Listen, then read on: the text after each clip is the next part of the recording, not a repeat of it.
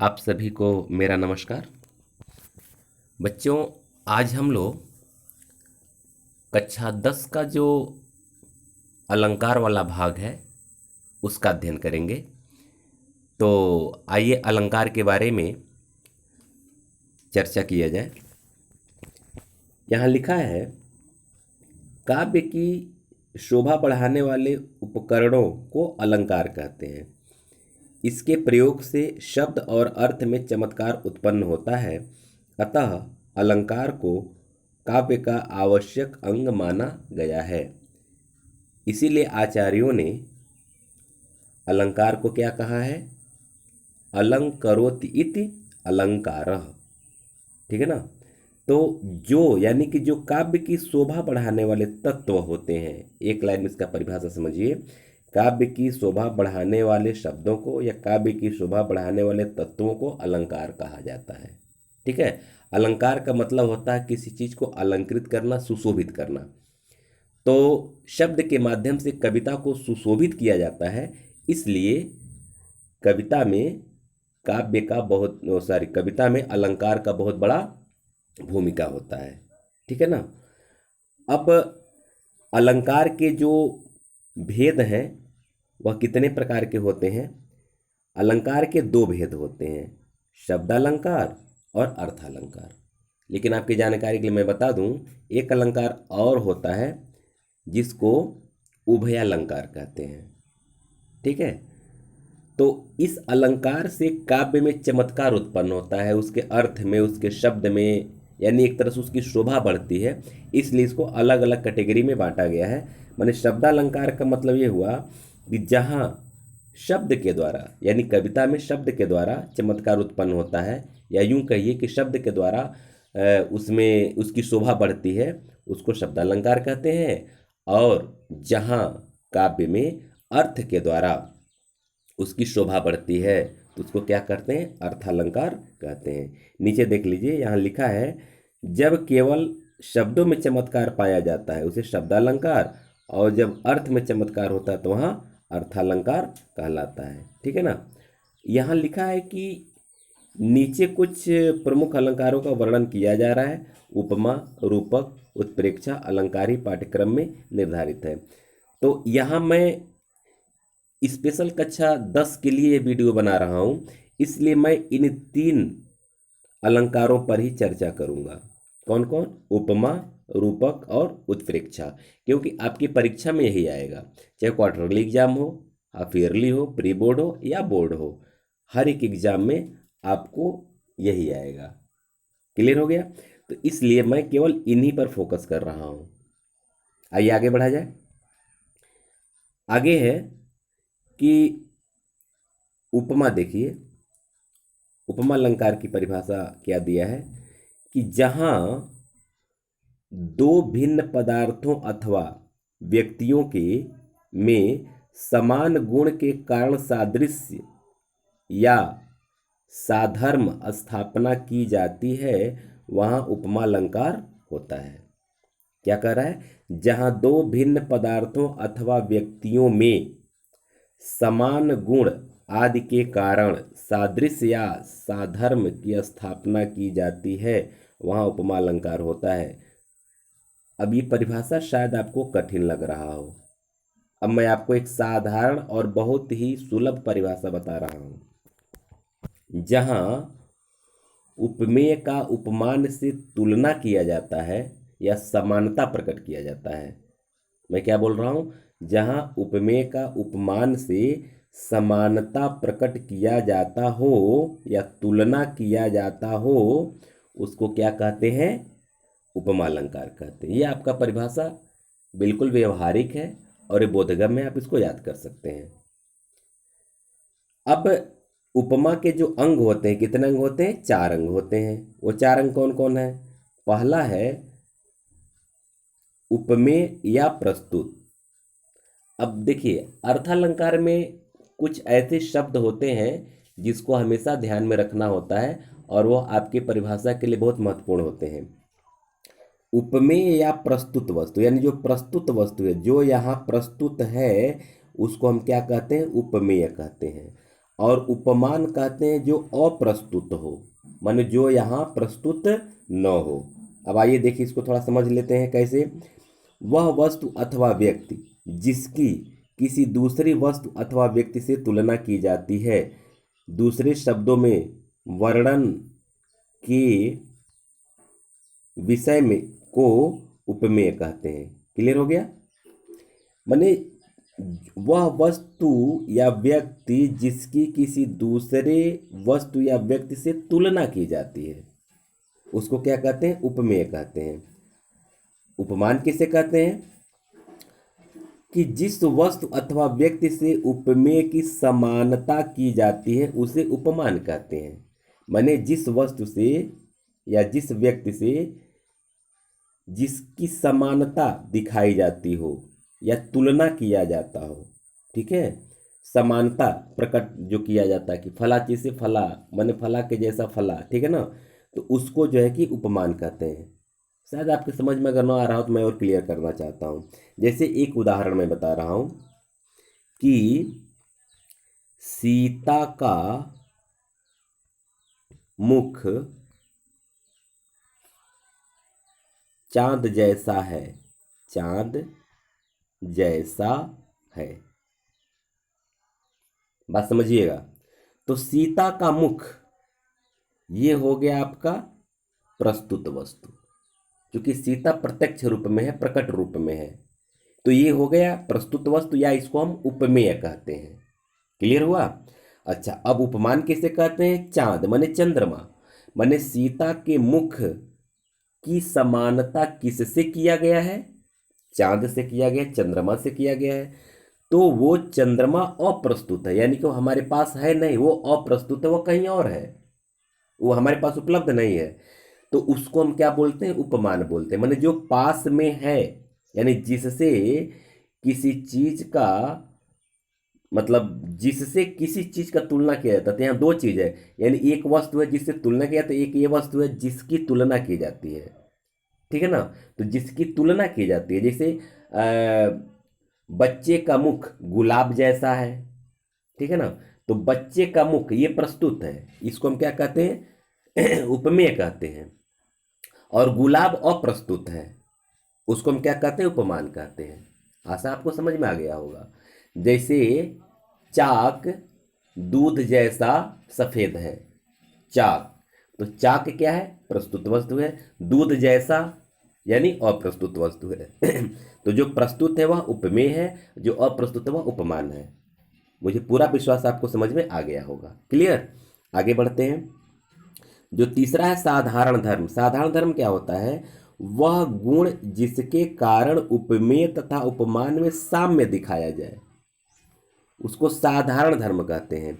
यानी उपमेय तथा उपमान में साम्य दिखाए जाने वाले चीजों को या दिखाए जाने वाले शब्दों को हम साधारण धर्म कहते हैं। अभी आगे मैं क्लियर कर दे रहा हूं। घवाचक, वाचक है वह पद या शब्द जिसके द्वारा उपमेय तथा उपमान में समानता प्रकट हो, यानी उस शब्द को, वाचक शब्द जिसके द्वारा उपमेय और उपमान में समानता प्रकट की, उस वाचक शब्द को क्या कहते हैं? वाचक कहते हैं। मतलब जिस वो पद यानी कि वह शब्द जो होता है उसको वाचक कहते हैं। क्लियर हो गया? आगे बढ़िए, उदाहरण देखिए। उदाहरण में दिया है करिकर सरिस सुभग भुजदंडा में। अब देखिए यहाँ चारों धर्म का वर्णन कर दिया गया है, प्रस्तुत, अप्रस्तुत, साधारण धर्म और वाचक। क्या है? यहाँ भुजदंडा उपमेय है, ठीक है ना, भुजदंडा। करिकर क्या है? यानी सूंड, उपमान है, ठीक। सरिस माने समान, ये समान प्रकट करते, ये वाचक हो जाएगा, क्योंकि यहाँ ऊपर दिया है कि वह शब्द जिसके द्वारा उपमेय या उपमान की समानता प्रकट हो। क्लियर हो गया? और सुभग जो है यह साधारण धर्म है। सुभग क्या है? साधारण धर्म है।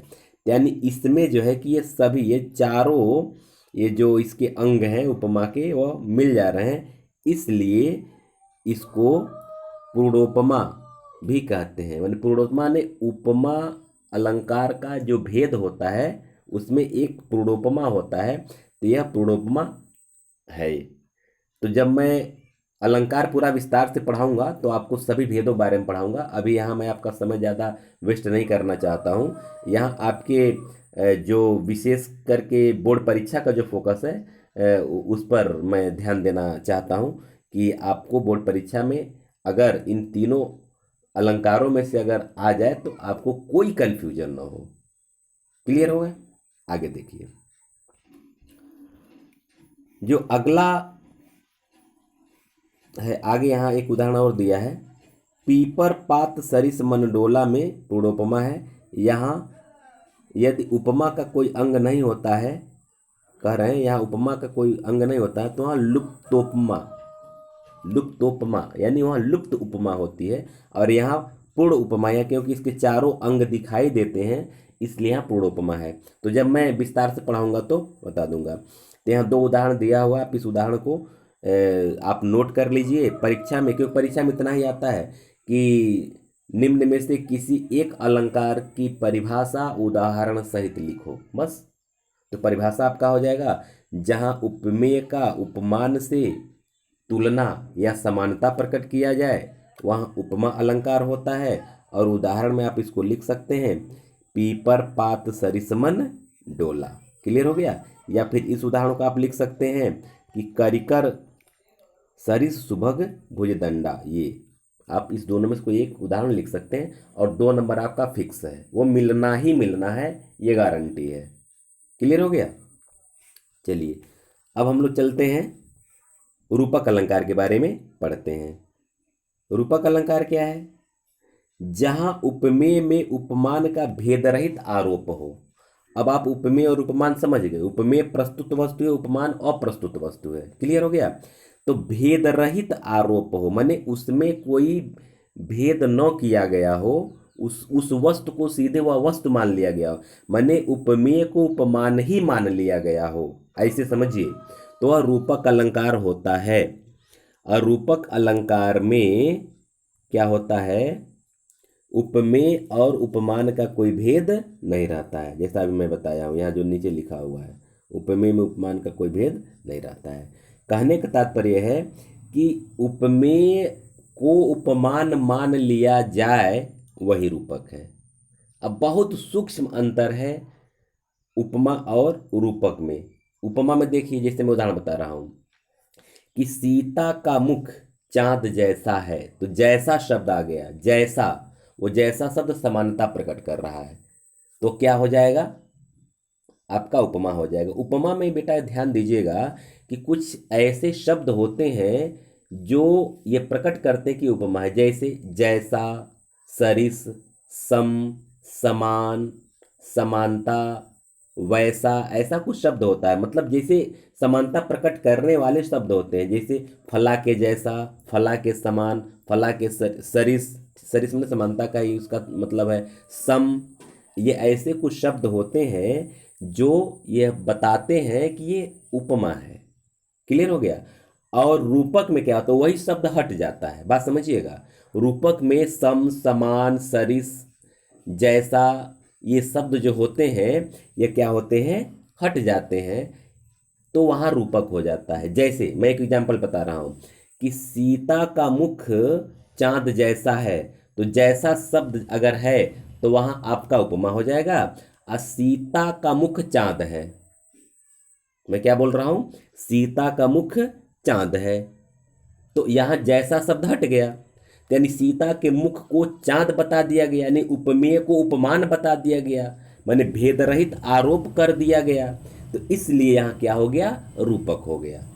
मैं व्यवहारिक एग्जाम्पल आपको बता रहा हूं और मुझे विश्वास है कि आपको बहुत अच्छे ढंग से समझ में आ रहा होगा।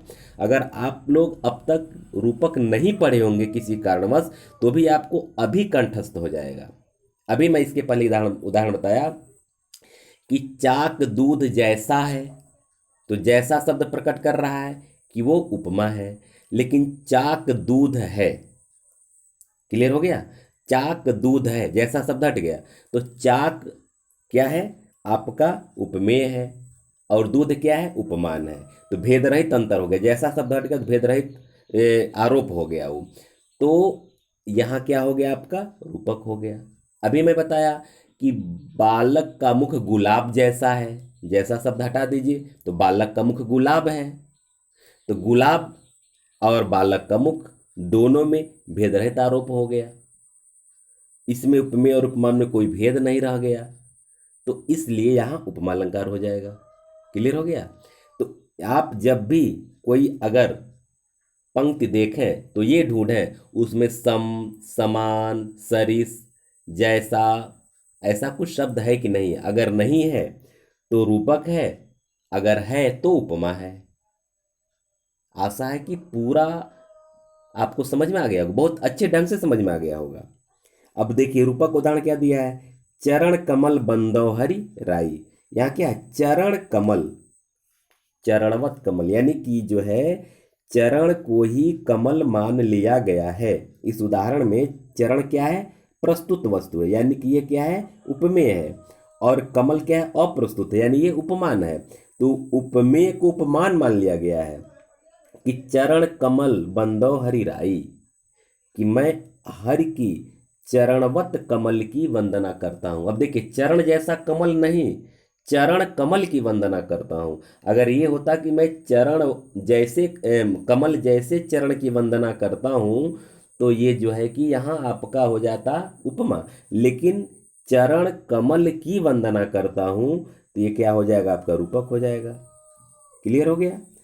दूसरा उदाहरण देखिए, उदित उदयगिर मंच पर रघुवर बाल पतंग, विकसे संत सरोज सब हर्षे लोचन भृंग।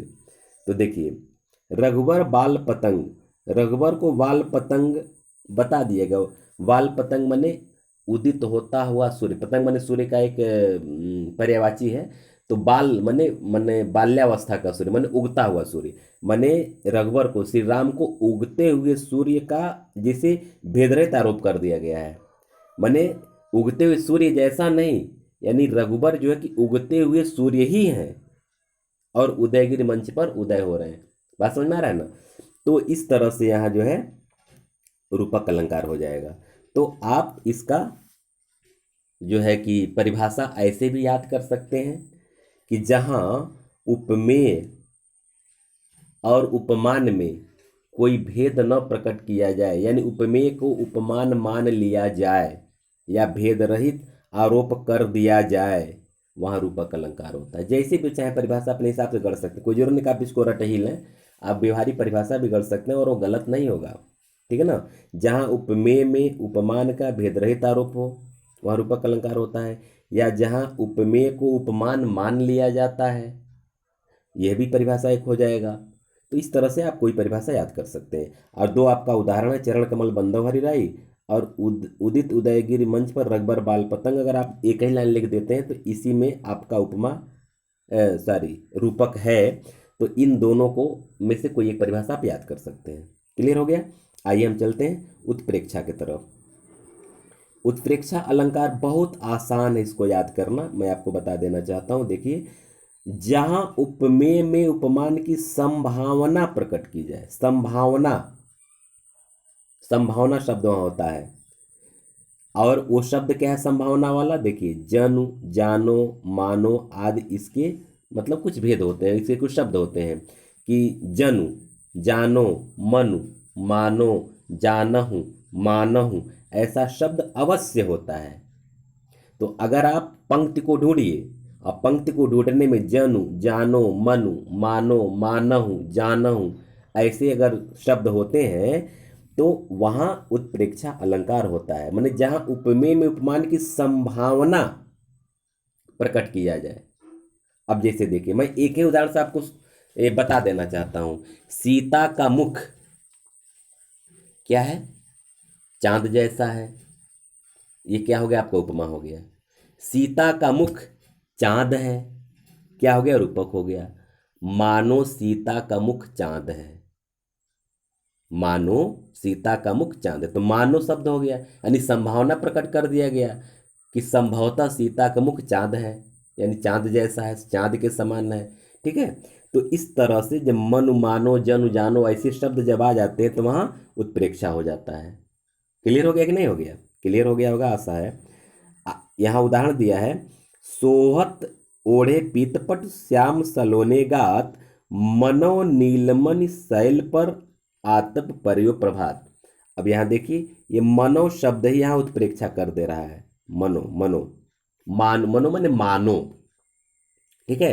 यानी ऐसा यहाँ वर्णन किया गया है कि जिस तरह से नीलमणि पर्वत पर जब सूर्य का प्रकाश जब पड़ता है तो यहाँ उदाहरण दिया है कि श्याम के सलोने गात पर, माने श्री कृष्ण के सांवले शरीर पर जो पीतांबर ओढ़े, पीत पर जो पीतांबर ओढ़े हुए हैं वह ऐसा लग रहा है कि मानो नीलमणि शैल पर, मन नीलमणि पहाड़ पर कि सुबह का सूर्य का प्रकाश पड़ रहा हो।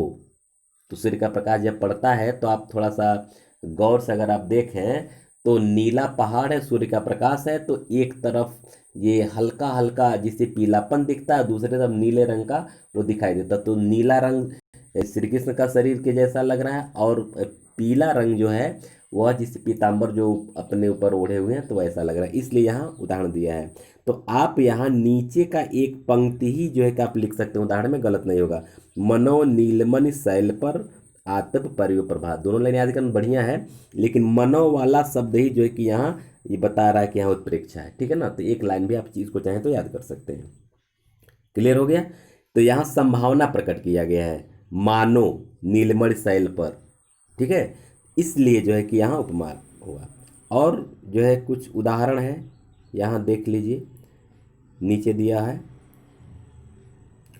उभय बीच सी सोहत जैसी, ब्रह्म जीव बीच माया जैसी, बहुर कहूँ छब जस मन बसई, जनु मधु मदन मध्यरति लसई। तो यहाँ जनु शब्द दिया हुआ है, जनु जनु जानो मनु मानो, जैसा मैं बताया वो शब्द होना चाहिए। यहाँ देखिए लता भवन ते प्रकट भे, ते अवसर दो भाई, निकसे जनु जुग जुग विमल, विदु जलद पटल बिलगाई। जनु जनु जानो मनु मानो है ना, तो जनु शब्द ही बता रहा है कि यहाँ है ये उत्प्रेक्षा है। चमचमात चंचल नयन, बिच घूघट पट झीन, मानव सुर सरिता विमल, जल उछरत जुगमीन। तो मानव शब्द है, तो मानव शब्द है इसलिए यहाँ उत्प्रेक्षा अलंकार हो गया। क्लियर हो गया। आशा है कि आप लोगों को ये बहुत अच्छे ढंग से समझ में आ गया होगा। थोड़ा हालांकि इसको मैं साइड में पढ़ाता तो बहुत जल्दी भी खत्म हो जाता, 5-7 मिनट में ख़त्म हो जाता वीडियो, लेकिन मैं इतना विस्तार से पढ़ाया हूँ कि आपको कोई कन्फ्यूजन हो ही ना, और बोर्ड परीक्षा में आपका बेहतर से बेहतर नंबर आए। अगर आप इतना पढ़ लेंगे तो 2 नंबर आपका फिक्स है, वह आना ही आना है, ठीक है। आप लोग अब तक वीडियो को सुने, बहुत अच्छा लगा। आशा है कि आप लोगों को समझ में आ गया होगा। अगर वीडियो अच्छा लग रहा हो तो आप इसको लाइक शेयर और सब्सक्राइब कर लीजिए। सब्सक्राइब करने का फ़ायदा ये होगा कि यहीं से आपका पूरा क्लास 10th का सारा कोर्स एक ही प्लेटफॉर्म से आपको मिल जाएगा। गद्य हो, पद्य हो, संस्कृत हो, व्याकरण हो, शब्द रूप धातु सब का सब वीडियो मैं बना रहा हूँ, आपको एक ही जगह से पूरा डिटेल आपको पता चल जाएगा। आप सभी लोगों को एक बार पुनः बहुत बहुत धन्यवाद।